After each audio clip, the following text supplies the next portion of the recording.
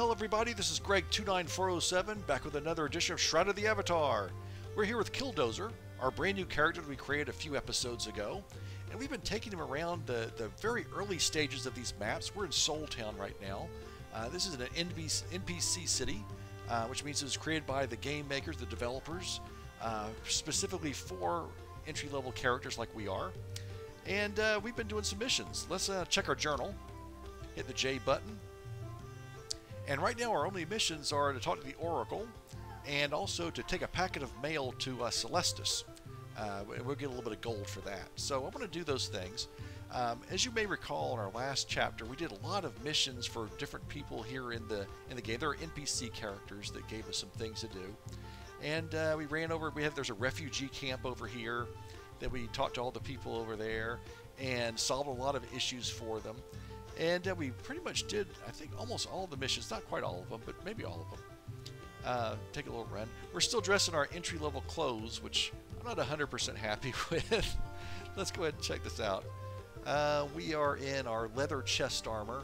We have cloth cotton leggings, cloth cotton gloves, cloth cotton boots, actually more like booties, and we have our mace that we've been using as a weapon. Let's see, this is the refugee camp over here. And one of our main contacts, though, is this guy Stanley. Let's see if Stanley has anything for us at all.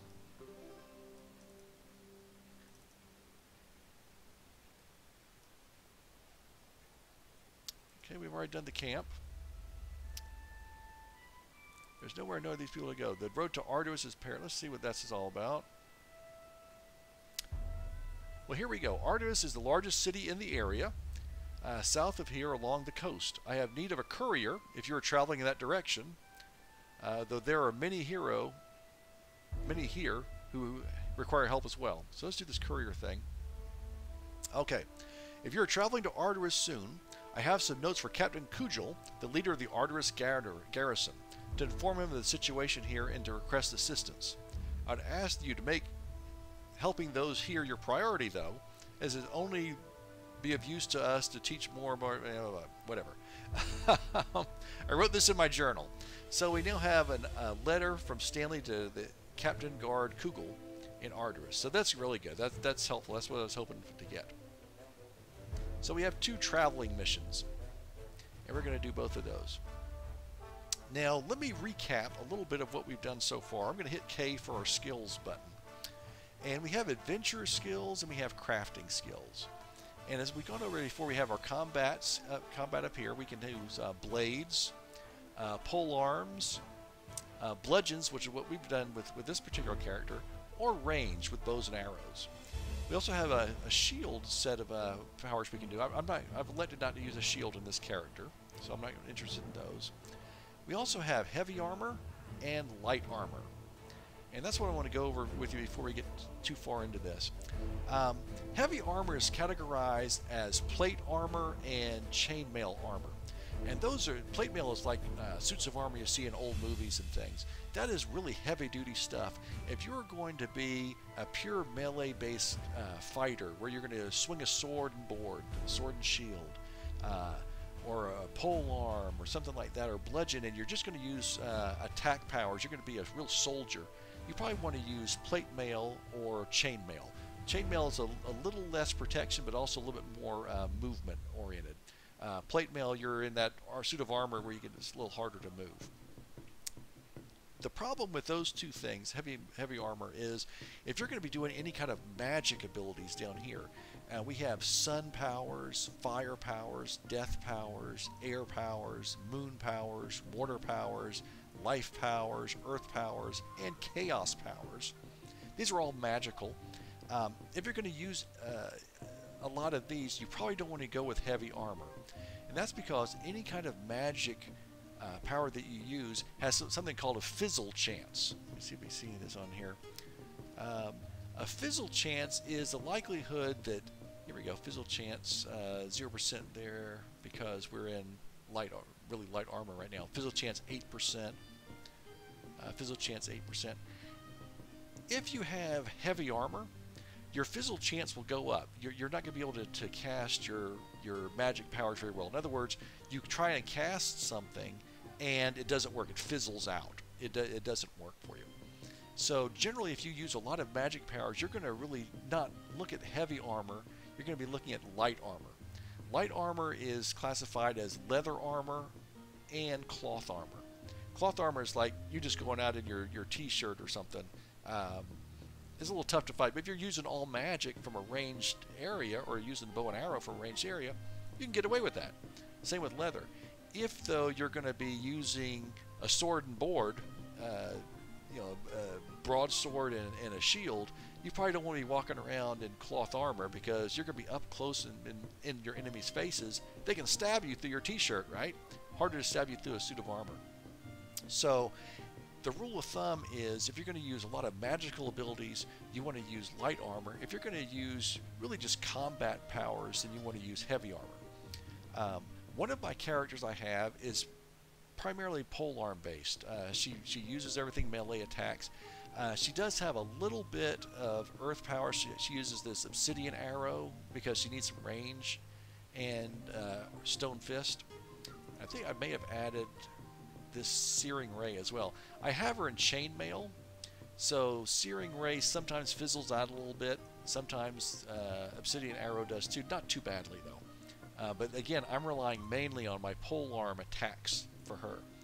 I also have a character who is primarily death and moon based magic.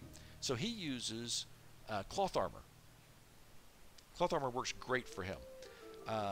And what I like about cloth armor is you can dye the clothes. You have a little bit more flexibility in terms of the look of your character, which may not matter to you. It kind of matters to me. I like having a little bit of a different character. Maybe his pants are different colors than his shirt, or his gloves are different colors, and you can buy dyes in the game and dye your cloth armor clothes.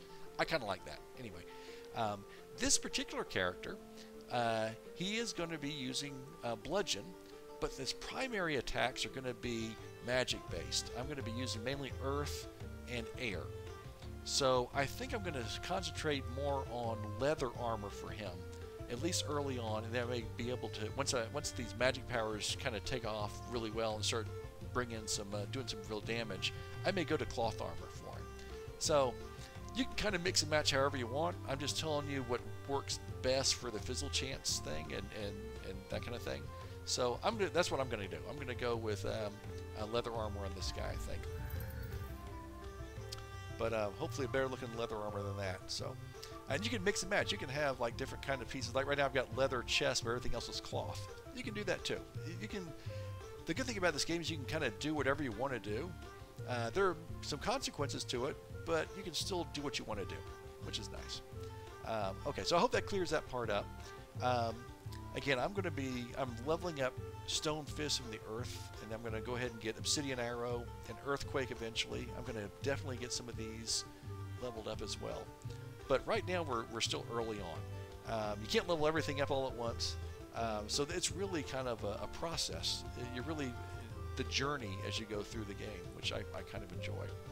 So the first thing I want to do is show you a little bit outside of Soltown. Unfortunately, I'm not able to bring up a map of the entire world in this game.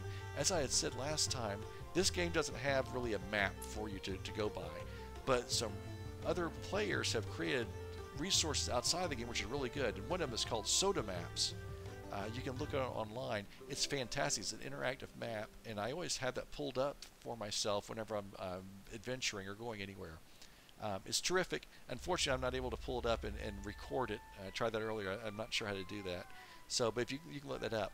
But what I'm going to do first of all is I'm going to go ahead and leave Soltown, and we're going to take this mail package over to Celestis, and so you can kind of see where Celestis is. And we're going to enter the overworld map here.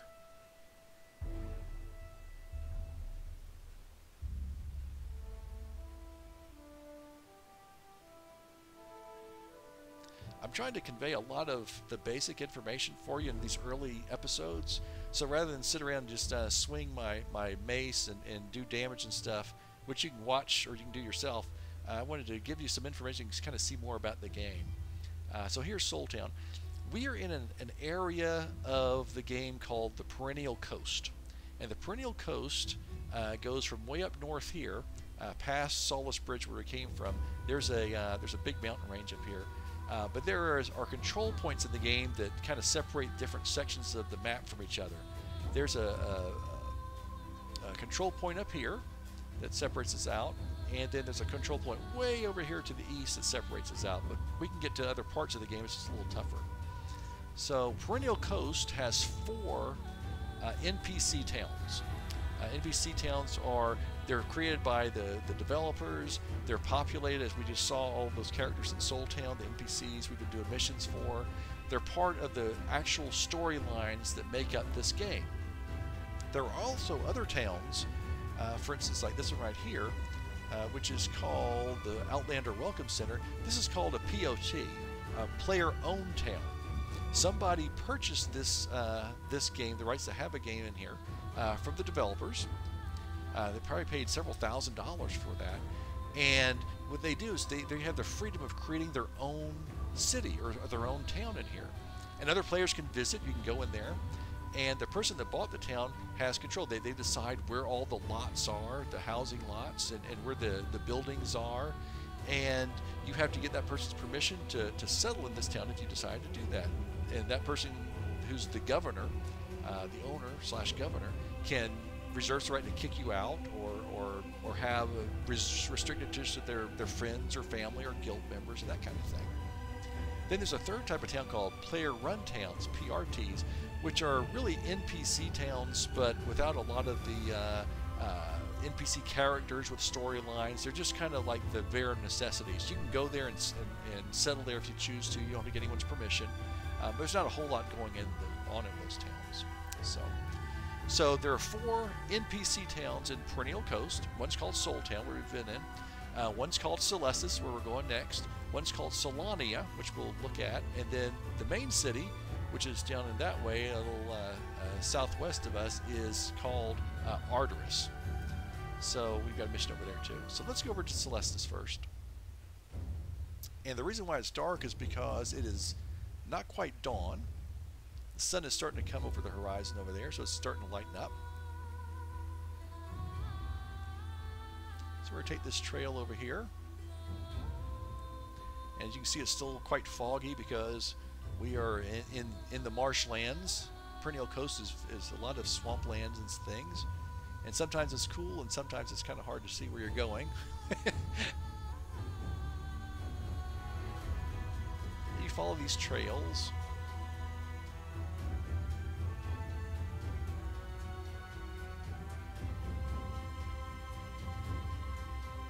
Now, here's the town of Solania right over here. We could go in there. We'll go in there a little bit later, I think. But right here is the boat to take us to Celestis. And Celestis is an island in the middle of this giant lake. And I happen to have a character who has her main house based in here, so we'll go visit that house as well. The first character I created in here actually has, she bought a property deed for a place anywhere tax-free piece of property in an NPC town. And so I purchased that, and I also purchased the house that goes on it. And fortunately, I'm tax-free, so I don't have to keep paying. It is a little pricey, So this is Celestis, and it's still under construction. It hasn't been completely finished yet. But let's go to the town crier, and we got 2 things to do with him. First, we need to turn in our mail. Okay, so we got 75 gold for delivering the mail, and we can also get some more mail. Now, they didn't give us our chest. Let's see if we get it for visiting. Just click on him again. There we go.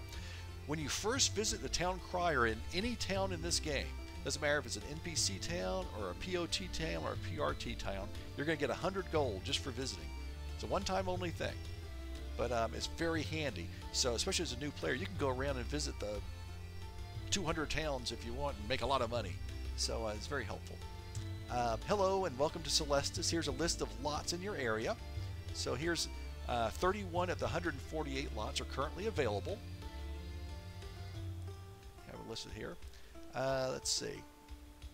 I'll give you directions. By request of the Oracle, all Outlanders should check in with each town crier and visit. You get $100. Okay.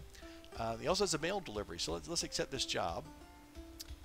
Would you like to deliver local or region? Let's do local. All right. Mail package to Ardoris. All right, Ardoris. All right, good. So we're going to get some more money for that. While we're here, though, let's take a look at the town. Again, this is an island map. And I really like this because we're an island out in the middle of that lake. And this town is going to be rebuilt a little bit. They're going to update it and do some changes to it because this is going to be part of one of the storylines in the game. We have a blacksmith shop here, is NBC. We have our bank over here. We have a magic shop over here. Here is our area for doing all of our crafting. So we have all the different crafting stations that we need, which is very nice. Now these are row houses right here, and almost all these are taken. People have actually have purchased these. Let's see, yeah, all of these are taken, and you can you start with a basic house like this. That's just the kind of the basic, and then you can update to a different type of row house.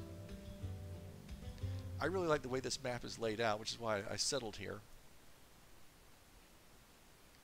And back here are a lot of village lots, and there are town city lots and things, and they have different houses.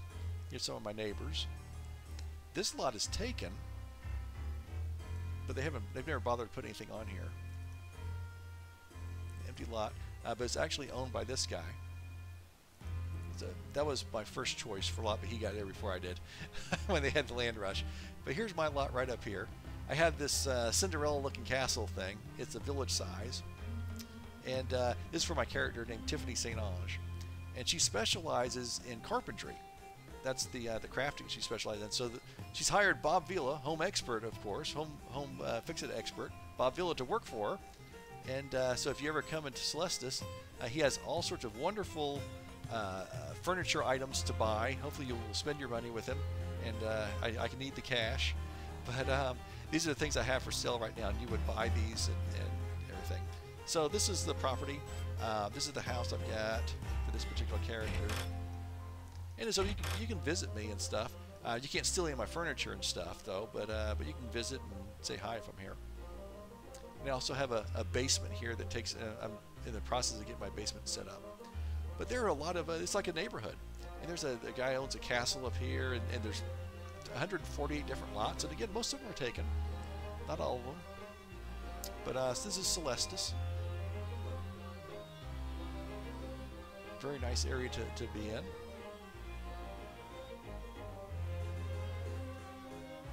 Yeah, this guy has a row house, but he's got some really fancy looking thing here.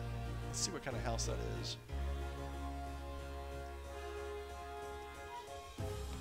That is the stone 4-story row house. This is the guy that owns it. I wonder if we can go inside and look around. We can. So again, it looks pretty basic here. He has his basement there. We're not going to steal anything from this guy, but we can kind of snoop around a little bit. He's got a little dining room area in here. Some living room furniture, and then it goes up 4 stories and stuff. We'll go through all that.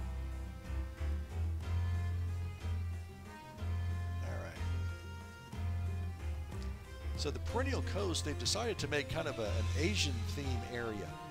So Soltown didn't really get much done except the guards have clothes, and right now we just have guards with the Asian looking clothes here. Celestis is going to get a major redo. Oh, here's our inn over here. So I like this map because you come in off the boat and everything is right here. Everything's very convenient. Ardoris and Solania have had the full redo. It's where everything is very much Asian themed in there. Let's go back out to the overworld.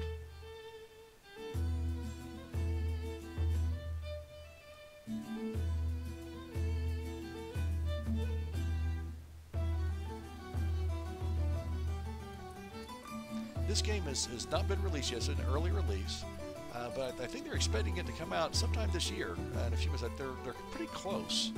There's some stuff that they keep trying to fix and work on, tuning in terms of focus and health. They don't have all the storyline stuff. Let's go in Solania. They don't have all the stories set just right. There's still some bugs and things, but they've gotten really far along. It's actually a very fun game. It just needs a little bit of polish and finishing up and things like that.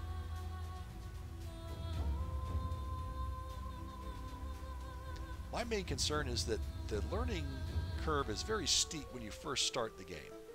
So this is Solania. It's a swamp town. I'm not saying that to be mean. It's just it's built in a swamp, and but they just update everything to this Asian theme. Again, it's still somewhat under construction. I like this town quite a bit. I like the way it's set up. Again, these are all homes by players. Players have purchased these lots, and like this guy has his house, his village lot, and then this is his commission-free vendor. These are the kind of things that he's selling. There's a lot of taming collars and cotton, things like that. So what happens is if you do crafting in the game, you can sell your wares to other players.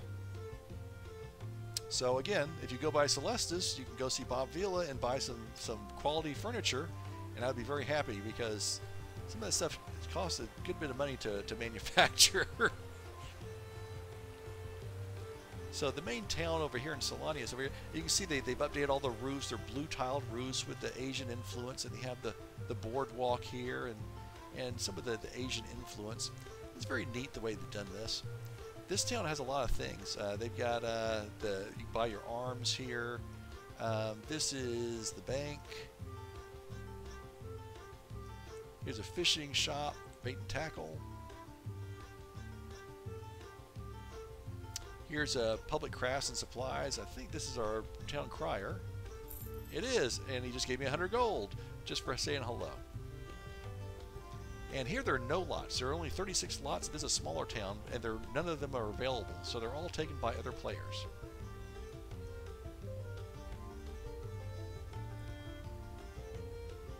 And then there's more buildings over here. There is the Majory and Alchemy. There's a tavern here, and I'm not going to do this yet, but when you go in here, we can talk to these people, and they have some kind of semi-missions. I think there's eventually going to be more to it. These guys are trying to get to Celestis, but they can't because of some undead issues. So there's some storyline here. I don't want to get too involved in it yet because the storylines aren't all finished. Let's go at the back here. So there's a lot of the town center. Oh, that lot's taken, but there's no house on it. That's a big lot too. Let's take a look at it.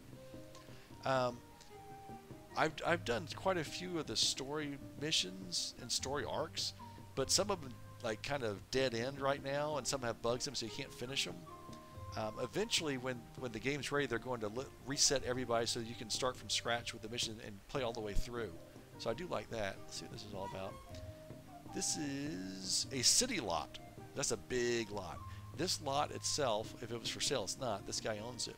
This lot probably sells for, I don't know, $1,800, maybe $2,000 in real money. Real money! So it's quite expensive.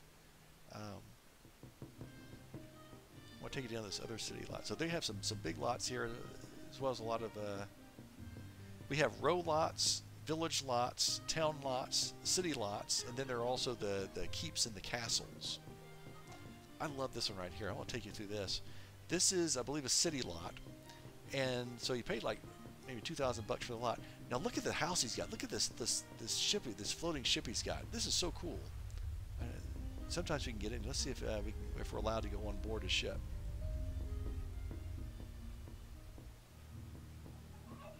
Where's the ladder at?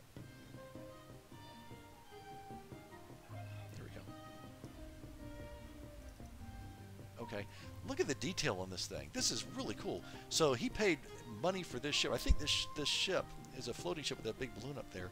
I think this cost like $500 or $600.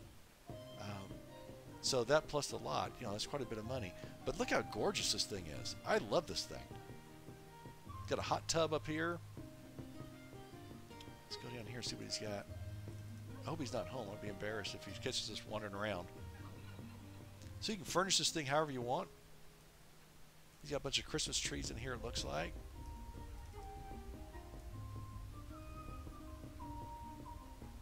closet area. There's a closet here too. Got some supplies there. So it's really cool. You can set this up however you want. Let's go over here. I think this is where the main room is. Look at this. This is so cool looking. Those windows looking out and everything. Got some expensive stuff in here. So my lot that I took you to, the Celestis lot, was I got that because I was an early backer, and I think I paid, well, it was quite a bit of money. It was several $100s for that. The house itself was, I think, $100. And that particular castle thing I've got is being removed from the game. They're not going to sell it anymore.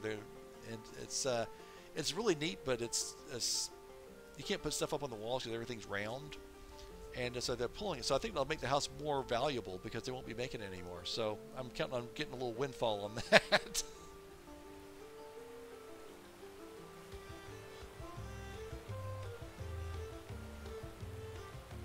Alright, so what I want to do next is, well, I think we're going to go to the big city Ardoris just to take a look around at that, and then we'll call it a day on this chapter.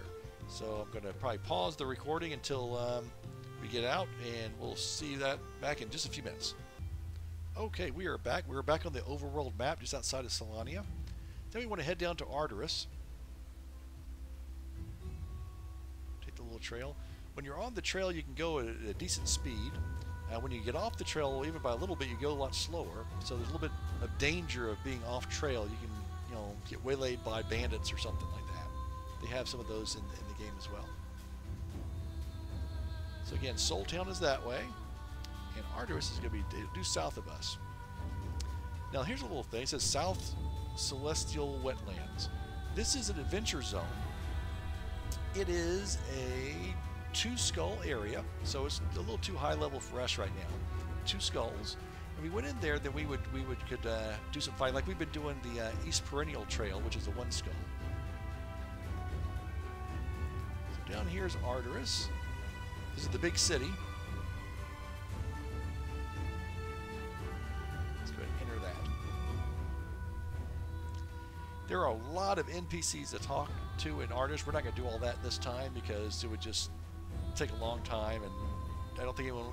You can do that on your own when you're playing the game. You don't want to see me do all the stuff you're going to do. But I did want to show you some of the basics around the city, and we got to turn on our mail, and as well as show you some a POT, a player-owned town, as well.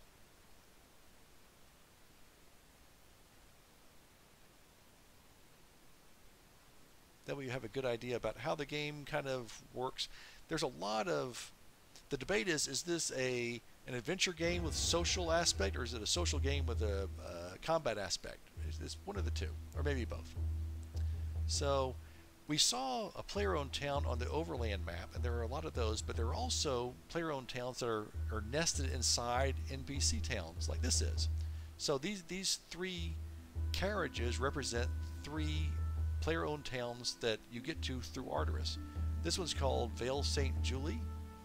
This one is called Numinous Glen, and this one is called Fallin Green. So let's go in here. So these are called nested towns. They're a little cheaper than the overland towns, but not by much, to be honest. Now, both of my other 2 characters have property in this player-owned town too. And it's a good example of a player-owned town, and it's really a nice setup the way the guy that runs it has done. I think he's done a really good job. So just to give you kind of a view of what it looks like. One of the good things about this game is you can kind of wander around. Sometimes you want to get on the game and do some combat or do some crafting. Sometimes you just kind of want to wander around and look around and see what's going on. And I like that about this game. You can kind of wander around. So this is a very, very lovely little town. The way they've got it set up is it's a city center and then another kind of city center. So this carriage takes us back to Ardoris. So this is the welcome area, and it tells you a little bit. You can click on here to find out a little bit about the town itself. As you can see at the top of the screen, it says Fallin Green, governed by Taryn Merrywhistle. He's a really nice guy.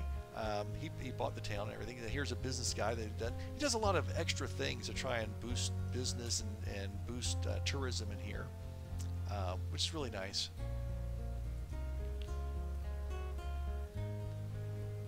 And this is a house set up by one of the players. He purchased that particular lot. And what we have here is like a city center. We have a banker over here. And this is like our city hall. So this is our governor put this property up for all of us to have like a real meeting place for trials or courts or that kind of thing. You can click on this kind of thing. There's a little note. If someone does something really, really terrible,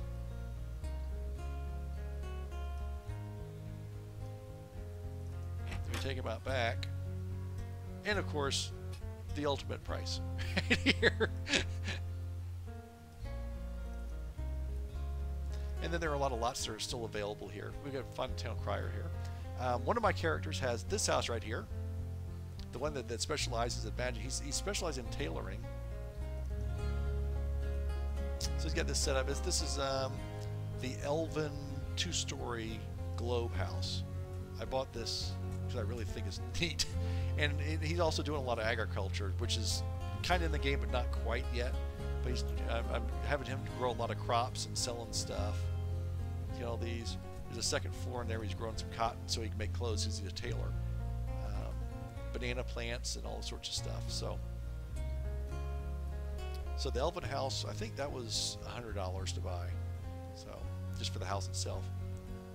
So we have some lots. Now, if you come in a map, you want to see what's available, you hit the P button, hold it down, and those wisps of smoke show that these are lots that are available for players to come in and see if they can want to move in there. We're gonna have a bunch of houses here eventually. Over here is all of our row houses, and there's another city center where we have some NPCs. This is my other character house.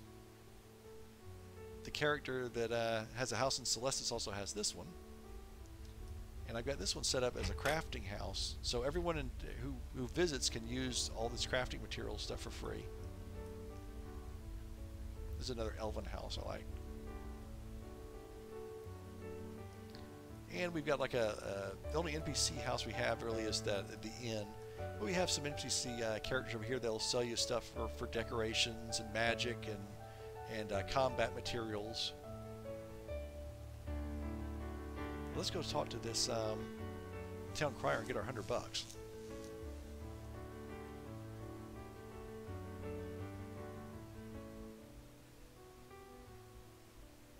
Alright, here's $100. There we go.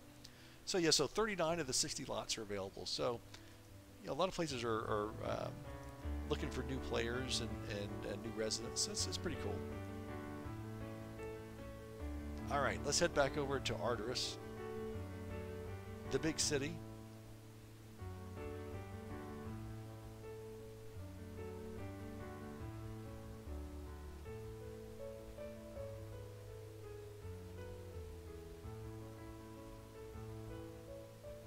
I think eventually we're going to go ahead and have some community events in town to invite people from other towns or people who are looking for towns to come in and do some music festivals. And I've been to some of these player-owned towns where they have like scavenger hunts and everyone will sell crafting. Sometimes they'll give crafting recipes out to anyone that's interested in them, that kind of thing. So if you're an aspiring carpenter, like one of my characters is, I went to one of these community events and there was a master crafter who was handing out recipes. So instead of paying 250 gold for a recipe, this person gave it to me for free.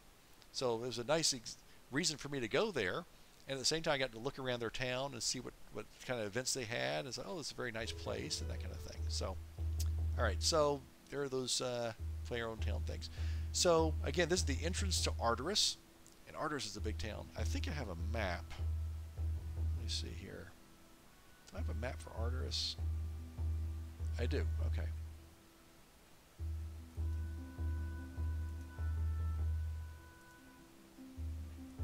Okay.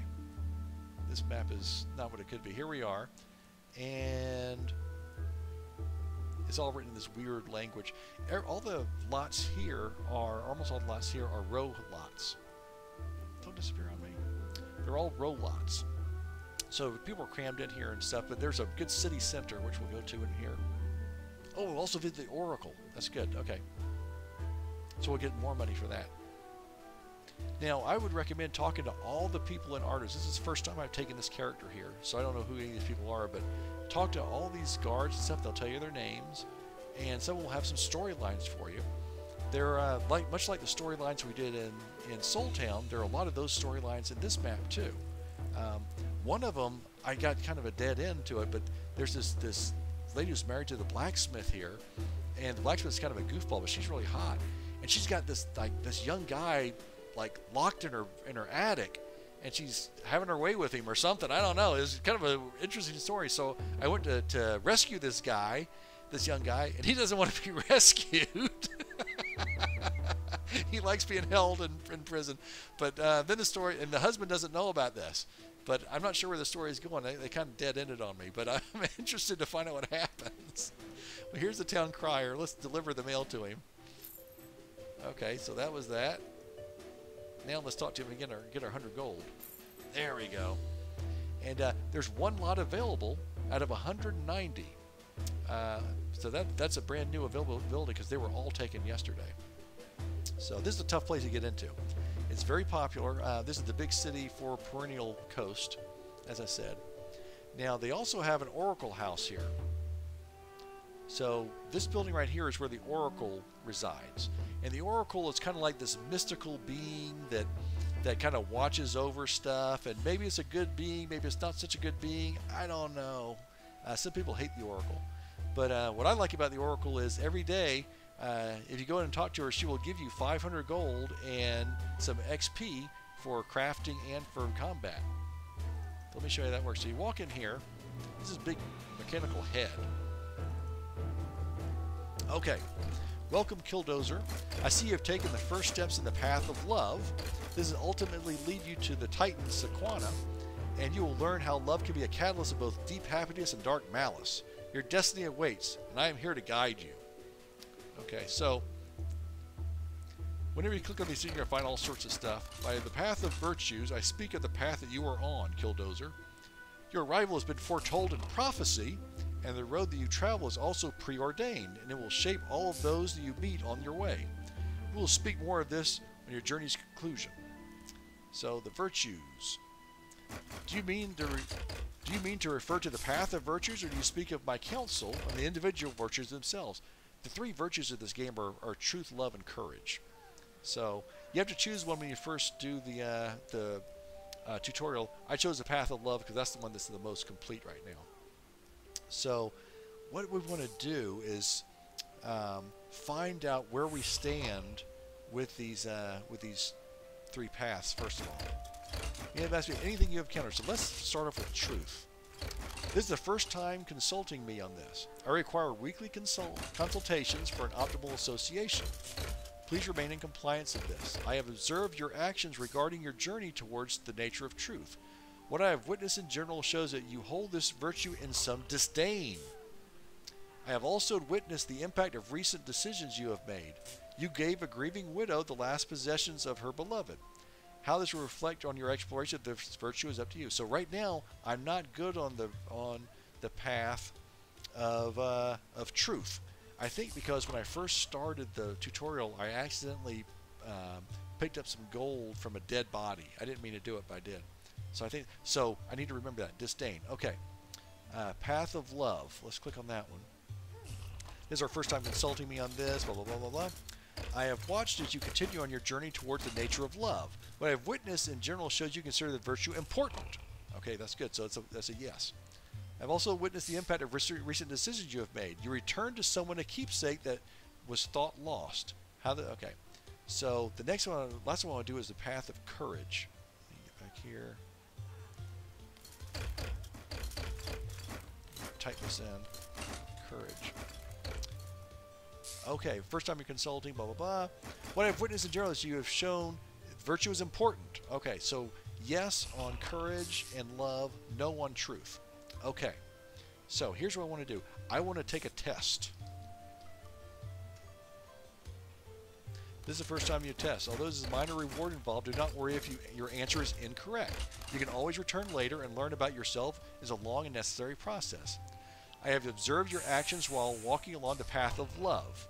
Do you feel your actions demonstrate how to live according to the virtue of love? Simply respond, yes, I do, or no, I do not. Now, I know that she thinks that I say yes. I'm going to say, yes, I do. Boom! 500 gold, 500 XP, both for adventuring skills and for crafting skills. If I had said, no, I don't, I would have gotten nothing. So it's good to check on these things before you do it. Now, when you say you want to be tested, she will test you on one of those three randomly. So it's better to know how you stand on all three before she asks, because I got messed up the other day, and for some reason I'm now negative on truth on one of my characters, and I said, yes, I do, and said, no, you don't, and I didn't get anything. So I think I wait another 24 hours before you can do it again. So we're set pretty good with money. Oops.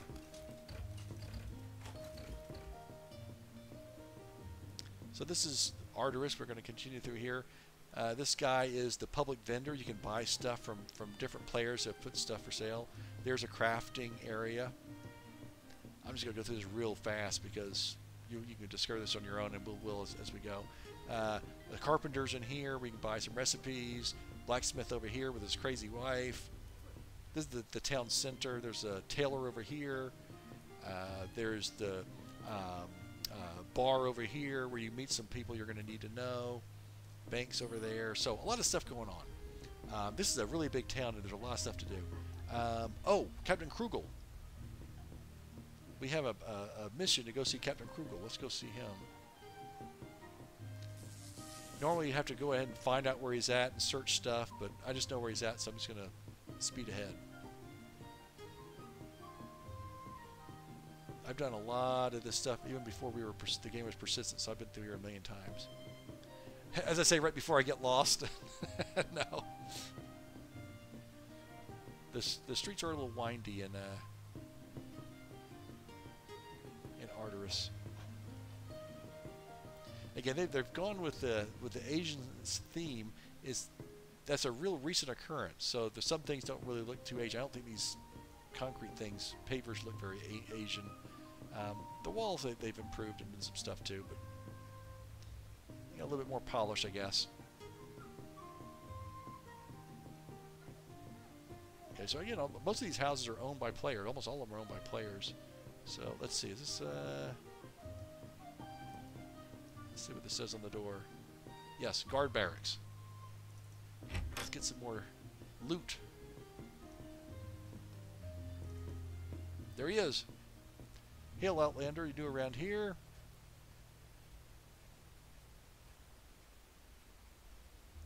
So, oh, let's say Stanley. Something delivered to me? Yes. Captain Kugel is looking for a letter from Stanley to guard Captain Kugel Ardoris. Here it is. Drag that over. Boom. We learned how to perform a salute. We get some money too, right? Oh, 20 gold, cheapskate. But we did get 3,500 experience for our skills. That's good. Let's see. So the good Captain Stanley requests aid for Soltown. We're hard pressed and doubtful we can spare any more people. Thank you for the report. Let's see. What else did he say? You can see Lord Sorrento and Lady. So he's trying to send us on some of the missions that we have here, which we won't do right now, but we can whenever we want to. So let's go back out here. Let's see this new thing you got. So, salute. Alright, there we go. Let's do the backflip again.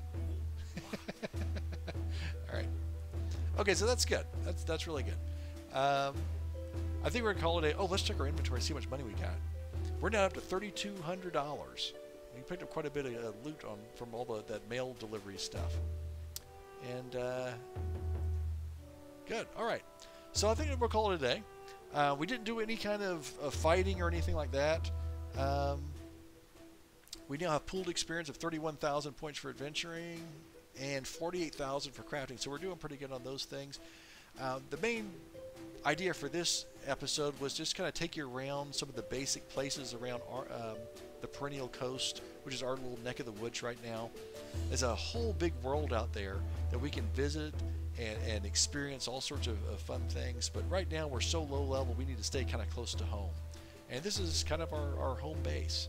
So next time we'll get back into some more combat. I know you don't want to watch me go to that same East Perennial Trail 20 times fighting bad guys, working our way up. So I may work my way up to a little higher level before we get together again. But hopefully you enjoyed this, and hopefully you've watched this and said, hey, I think I want to play this game. It costs like $40.